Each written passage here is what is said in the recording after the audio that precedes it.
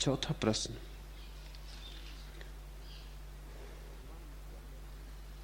भगवान क्या हैं और अगर हैं तो कहां हैं, और अगर नहीं हैं तो हम किसके पीछे भाग रहे हैं?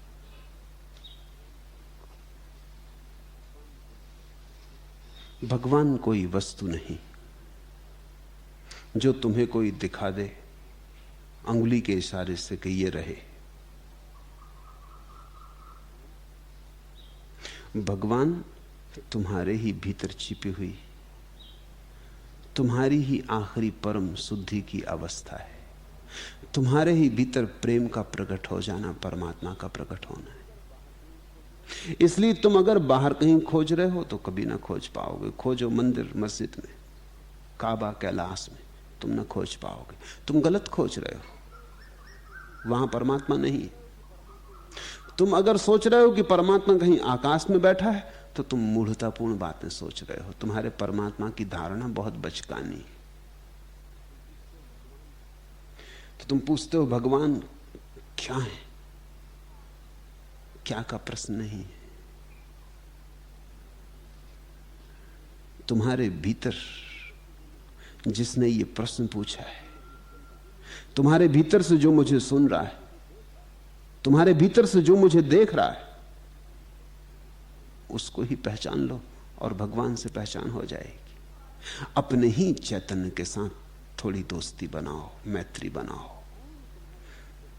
ये कौन तुम्हारे भीतर चैतन्य है, बस इसी को तुम खोज लो।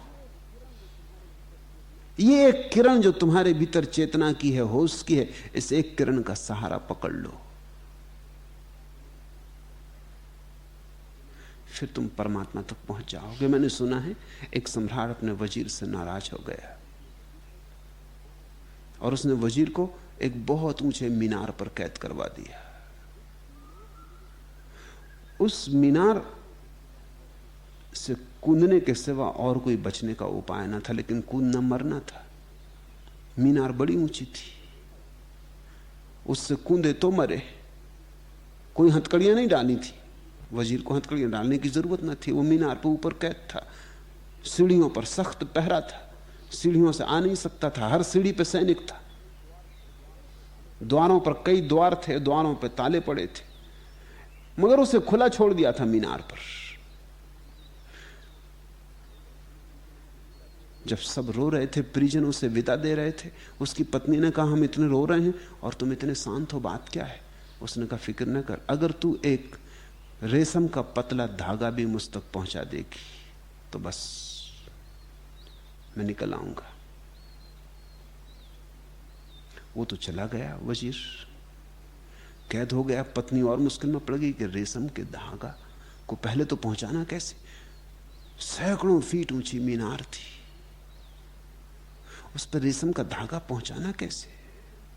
और फिर ये भी सोच सोच परेशान थी कि रेशम का धागा पहुंच भी जाए, समझो किसी तरह, तो रेशम के धागे से कोई भागा है? वो सोच विचार में पड़ गई, कुछ उपाय न सूझा तो वो गांव में बूढ़े बुद्धिमानों का खोज करने लगी। एक फकीर ने कहा कि इसमें कुछ खास मामला नहीं है। भृंग नाम का एक कीड़ा होता है, उसको तू पकड़ ला, उसकी मूंछ पर शहद लगा दे और भृंग की पूंछ में पतला धागा बांध दे रेशम का। उसने कहा फिर क्या होगा? उसने कहा भृंग को मीनार पे छोड़ दे, अपनी मूंछ पर शहद की गंध पाके वो आगे बढ़ता जाएगा। वो मिलने वाली तो है नहीं गंध, वो मिलती रहेगी, शहद मिलेगा तो नहीं, उसकी मूंछ पर है तो हटता जाएगा, हटता जाएगा। और भृंग सीधा जाता है, वो रुकता नहीं जब तक वो खोज ना ले जहां से सुगंध आ रही, जब तक वो खोज ना ले रुकता नहीं। तू फिक्र मत कर, वो ऊपर पहुंच जाएगा। तेरे पति को पता है, जब एक दफा रेशम का पतला धागा पहुंच जाए तो फिर पतले धागे में थोड़ा मोटा धागा बांधना, फिर उसमें और थोड़ा मोटा बांधना, फिर पति तेरा खींचने लगेगा, फिर रस्सी बांध देना, फिर मोटे रस्से बांध देना, फिर रास्ता खुल गया। पत्नी को बात समझ में आ गई, गणित बहुत सीधा है। भृंग कीड़े को पकड़ लिया, उसकी मूंछ पर मधु लगा दिया, पूंछ में उसके पतला से पतला धागा बांध दिया, क्योंकि इतने दूर तक भृंग को जाना है, इतना लंबा धागा खींचना है, तो पतले से पतला धागा था। और भृंग चल पड़ा एकदम, उसको तो गंध मिलने लगी, मधु की, तो वो तो पागल होकर भागने लगा, वो रुका ही नहीं, वो ऊपर पहुंच गया। और जब पति ने देखा कि भृंग कीड़ा चढ़ के आ गया है ऊपर और उसकी मूंछों पर लगे हैं मधु के बिंदु, खुश हो गया, धागे को पकड़ लिया। बस थोड़ी ही देर में धागे से मोटी रस्सी, मोटी से और मोटी रस्सी, और मोटी रस्सी, रस्सा निकल भागा। यही सूत्र है परमात्मा तक जाने का। तुम्हारे भीतर जो अभी छोटा सा रेशम का धागा जैसा है, बड़ा महीन है, पकड़ में भी नहीं आता, वो जो तुम्हारे भीतर होश है, बस उस होश को पकड़ लो। वो जो तुम्हारे भीतर चैतन्य है उसको पकड़ लो। ध्यान कुछ और नहीं, इस होश के धागे को पकड़ लेने का नाम है। फिर इसको पकड़ के तुम चल पड़ो। जिस दिशा से ये आ रहा है उसी दिशा में मुक्ति है, उसी दिशा में परमात्मा है। और ये भीतर से आ रहा है तो तुम्हें भीतर की तरफ जाना पड़ेगा। और जैसे जैसे तुम भीतर जाओगे तुम अचानक पाओगे ये धारा प्रकाश की गहरी होने लगी, बड़ी होने लगी, बड़ी होने लगी। छोटे में बड़ा धागा, बड़े में और बड़ा धागा, और एक दिन तुम पाओगे आ गए प्रकाश के स्रोत पर। वही है ईश्वर। ईश्वर शब्द मात्र है, ये परम चैतन्य का दूसरा नाम है। ये तुम्हारे भीतर है, तुम पूछते हो कहां है? जो पूछ रहा है उसी में छिपा है, अन्यथा खोजा तो कभी ना पा सकोगे। और अब पूछते हो कि अगर नहीं है तो हम किसके पीछे भाग रहे हैं? परमात्मा तो है, वही तो भाग रहा है, वही तो खोज रहा है, खोजने वाले में छिपा है। हां, अभी तुम जिसके पीछे भाग रहे हो वो परमात्मा नहीं। अभी तो तुम अपनी धारणाओं के पीछे भाग रहे हो। कोई मंदिर जा रहा है, कोई शंकर जी की पूजा कर रहा है, कोई रामचंद्र जी की पूजा कर रहा है, कोई गुरुद्वारा जा रहा, कोई मस्जिद जा रहा, कोई चर्च जा रहा। ये तुम अपनी धारणाओं के पीछे भाग रहे हो। अपने भीतर चलो, वहीं असली मस्जिद, वहीं असली मंदिर है।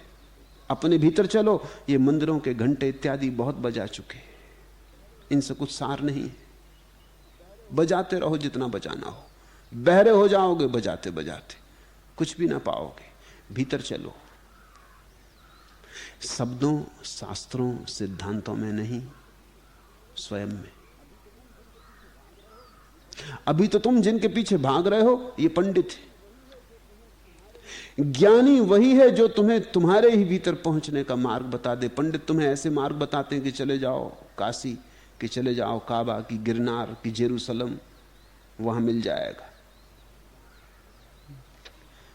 लाख चले जाओ काशी, नहीं मिलेगा। काशी में जो रह रहे हैं उनको नहीं मिला तो तुम्हें क्या मिलेगा? भीतर जाओ। सद्गुरु का अर्थ है जो तुम्हें तुम्हारे भीतर पहुंचा दे।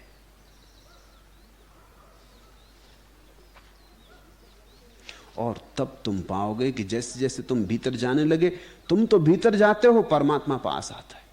तुम जितने भीतर जाते हो उतना परमात्मा पास आता है। एक दिन तुम अपने केंद्र पर खड़े हो जाते हो, उसकी वर्षा हो जाती। जलते जलते फट गया हिया धरती का पर, सावन जब आया अपनी मर्जी से आया। बादल जब बरसा अपनी मर्जी से बरसा, नभ ने जब गाया तब अपनी मर्जी से गाया। इच्छा का ही चल रहा रहट हर पनघट पर सबकी प्यास नहीं बुझती है इस तट पर। तू क्यों आवाज लगाता है हर गगरी को, आने वाला तो बिना बुलाए आता है। परमात्मा भीतर छिपा है और राह देखता है। तुम जरा बुलाना तो बंद करो, तुम हर गगरी को चिल्लाए जा रहे। तुम हर तरह के पानी से प्यास बुझाने को उत्सुक हो। चातक बनो, चकोर बनो, स्वाति की प्रतीक्षा करो। हर जल से काम नहीं होगा और हर गगरी तृप्त न कर पाएगी। और प्रतीक्षा करो उस महत् क्षण की, क्योंकि तुम्हारी मर्जी से कुछ होने वाला नहीं। तुम दुकान चलाते, तुम धन कमाते, तुम पद पे जाते, इसी तरह तुम सोचते हो एक दिन परमात्मा को भी पकड़ लें। तुम्हारी मर्जी से कुछ होने वाला नहीं। तुम्हारी मर्जी से ही तो सब उपद्रव मचा हुआ है। तुम मर्जी छोड़ो। जलते जलते फट गया हिया धरती का पर, सावन जब आया अपनी मर्जी से आया। तो प्रतीक्षा सीखो, भाग दौड़ छोड़ो, बैठो, प्रतीक्षा करो। जो प्रतीक्षा करने में कुशल हो जाता वो परमात्मा को पा लेता, प्रतीक्षा में ही आ जाता है। बादल जब बरसा अपनी मर्जी से बरसा, नभ ने जब गाया अपनी मर्जी से गाया। इच्छा का ही चल रहा रहट हर पनघट पर, और तुम अपने इच्छा के रहट को ही चलाए जा रहे हो। बूढ़ी के चरखे की जैसे घुमाए चले जाते। इच्छा का ही चल रहा रहट हर पनघट पर सबकी प्यास नहीं बुझती है इस तट पर। तू क्यों आवाज लगाता है हर गगरी को, आने वाला तो बिना बुलाए आता है। हर घट से अपनी प्यास बुझा मत ओ प्यासे, प्याला बदले तो मधु ही विष बन जाता है।